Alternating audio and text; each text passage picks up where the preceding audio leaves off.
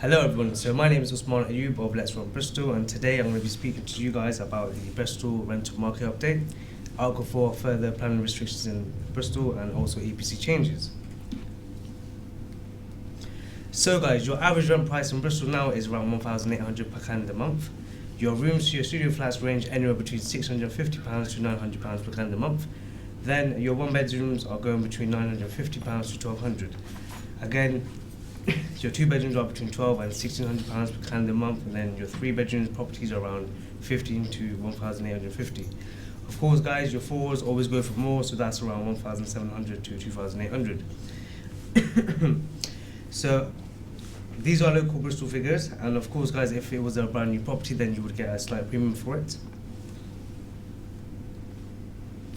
Okay, so now let's talk about HMOs. So has anyone noticed in the past few years that the HMO market has been saturated?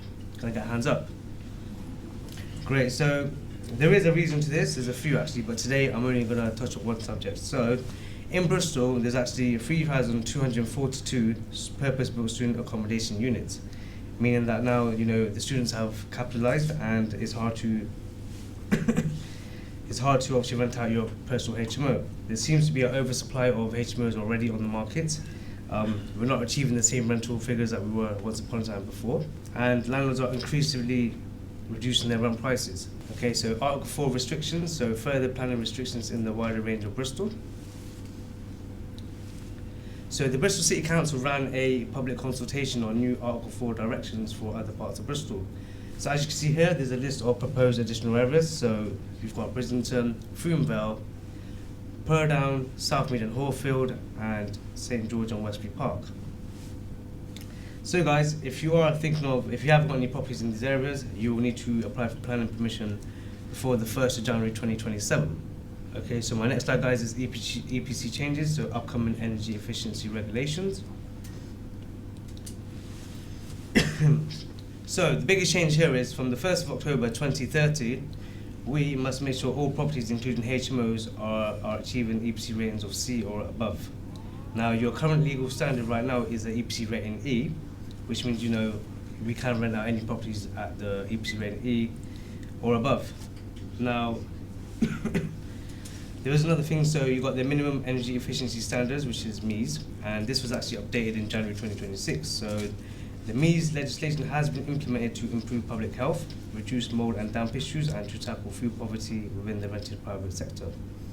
Again, there are some exemptions, guys, so if you've got a listed building, or if the property is being devalued by a property surveyor, or if it has structural issues, then you can get an exemption for 5 years. Now, the spending cap has now been lifted from £3,500 to £10,000. However, this is not a spending limit. This is just a threshold for potential exemptions.